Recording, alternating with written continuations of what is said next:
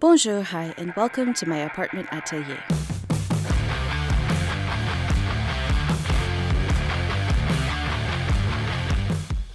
I'm doing something a little different today. I originally wanted to film a project video diary for the skirt I'm going to make out of this batik fabric, but then I realized I've done this before. Maybe not this exact fabric, and maybe not this exact skirt, but I've definitely already devoted a video to the concept of taking one length of uncut yardage and turning it into a wearable garment. I decided instead to use the footage I shot to give you something pleasant to look at while I help build the hype for CosTube Symposium 2021. It's an online event happening later on this summer and will be brought to you by members of the CosTube community. As part of the hype building, several creators have already started putting out 21 questions for Cozy 2021, and I decided to throw my hat into the ring too. I've never talked for an entire video before, so let's see how this goes.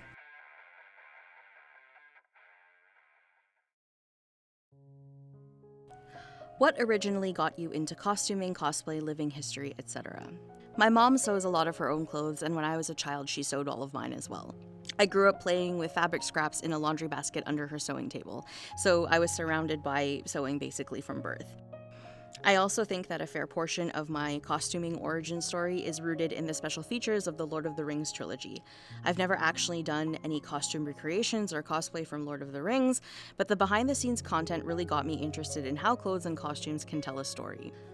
I don't do living history, but it's really cool, and I think if given the opportunity, I would love to try it. I actually grew up near a living history site in British Columbia and went there often for field trips and for family trips as a child, so it's something that's familiar to me and I would definitely love to try it. What are your favorite materials to work with? Wool and linen, especially wool because it's so versatile. I'm from Canada, so wool is great for the half of the year when it's super cold, and linen works really well for the rest of the year when it's swampy. What is your dream event or photo shoot opportunity? I'd love to dress up in hobbitcore and do a photo shoot in the Shire. Who do you look up to or who taught you your crafts? I'm thinking about my answer now and realizing I look up to the women in my family when it comes to my crafts because they are all so talented.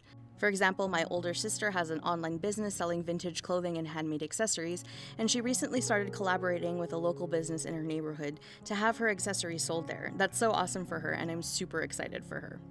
My other sister is good at basically all of life, which is goals in and of itself. But in my opinion, one of the coolest things she does is restore antique sewing machines. I think she's restored almost a dozen of them from various decades, including some that were supposedly never going to run again. My mom taught me how to sew, starting with hand sewing and doing things like replacing buttons and putting in hems. She also taught me how to draft my own sloper or body block and how to look at fabric and choose suitable materials for different projects. One of my aunts taught me to knit 20 years ago. I was at her house and driving her crazy, so she sat me down with needles and some yarn and taught me the basics. I then spent the next 2 decades knitting hats and scarves before finally moving on to sweaters and socks, and now I'm finally learning how to knit lace. Which of your projects are you the proudest of? I am really proud of my pleated skirt that I made from thrifted wool. It has 27 hand-stitched pleats. I'm also very proud of my wool pinafore because that thing tried its best to kick my butt and I won in the end. Oh, and of course, the first sweater I ever knitted. I've worn it in some of my previous videos, so if you've seen any of them before, let me know if you think you know which one it is. What project taught you the most? I currently have a leatherworking project right now that is teaching me a lot about leathercraft, and also about the limits of my own sanity and patience. And just how much crafting hubris I have, apparently. I thought working with leather would be easy because, like fabric, you can sew it into garments and accessories and useful things. Spoiler alert, it's not easy at all. I find leatherworking to be more similar to woodworking than to sewing in terms of some of the tools and techniques you employ when working with leather, and it is a lot harder than it seems. But I'm having fun. Drape, draft, commercial pattern. I always have to adjust patterns to fit my hobbity body, so I guess I use a combination of commercial patterns and drafting. I would love to try draping at some point though, but that will probably have to wait until I have a body form. Pins or pattern weights. I definitely prefer pattern weights when I'm tracing pattern pieces and cutting them out. Now, when I say pattern weights, I mean anything heavier than my fabric within arm's reach, usually my husband's woodworking hand tools. He's okay with it though. What skill would you like to learn? Weaving and metalworking.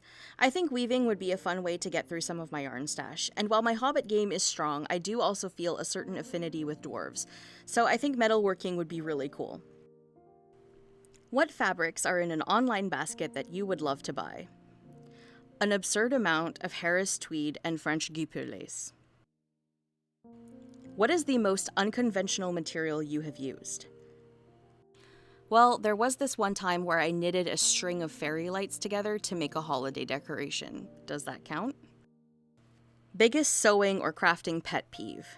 Not following the grain line, not pattern matching, not finishing or pressing seams. What is your favorite tool to use? I don't know why, but I love scissors so much. I have 9 or 10 pairs of scissors, all for different purposes, and I'm particularly attached to a certain pair of snips and my black fabric shears. Has the pandemic changed what or how you sew or craft? I definitely didn't sew as much before the pandemic as I do now. I've also had more time to do better research for projects, which adds an interesting layer to crafting for me.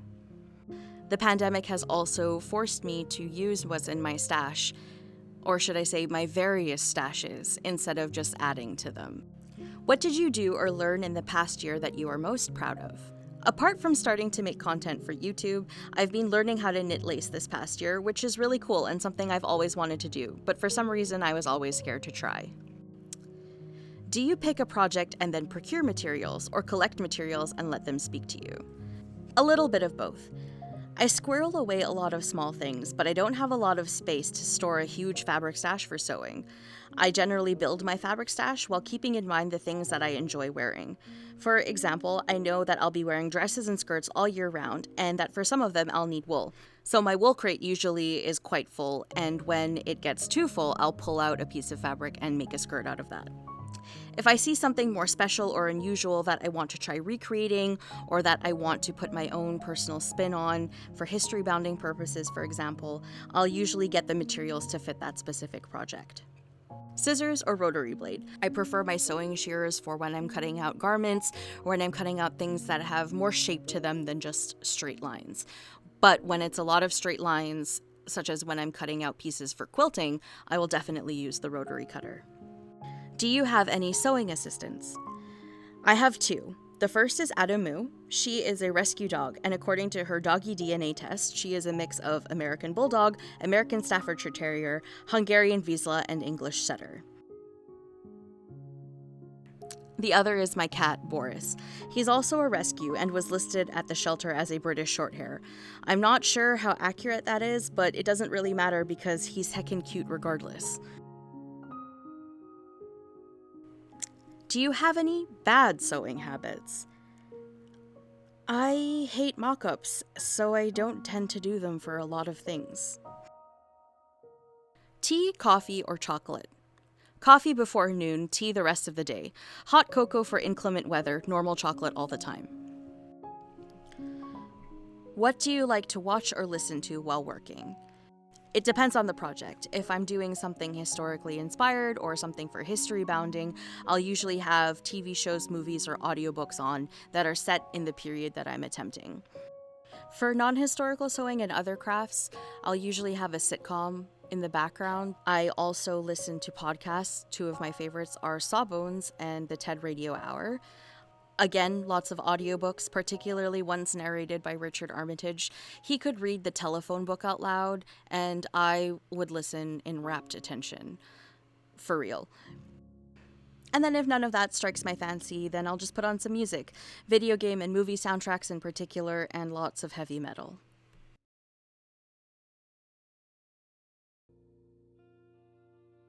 Oh, and I guess I should probably show you how this skirt came out. I really enjoyed the process of making this skirt and also answering all of these questions. I'm really usually an introverted person and don't talk about myself much on my channel, so it was really nice to deviate from the usual programming for a little bit so that you could get to meet the maker. Be sure to follow the CosTube Symposium 2021 account on Instagram for all the updates and news about the event, as well as to meet more makers in the CosTube community and diversify your feed. If you liked this video, give it a thumbs up and leave me a comment below to let me know what you thought, and I do hope you'll consider subscribing to my channel for future project videos. I'm also on Instagram, so you can follow me there too. I hope you enjoyed your visit today. À la prochaine.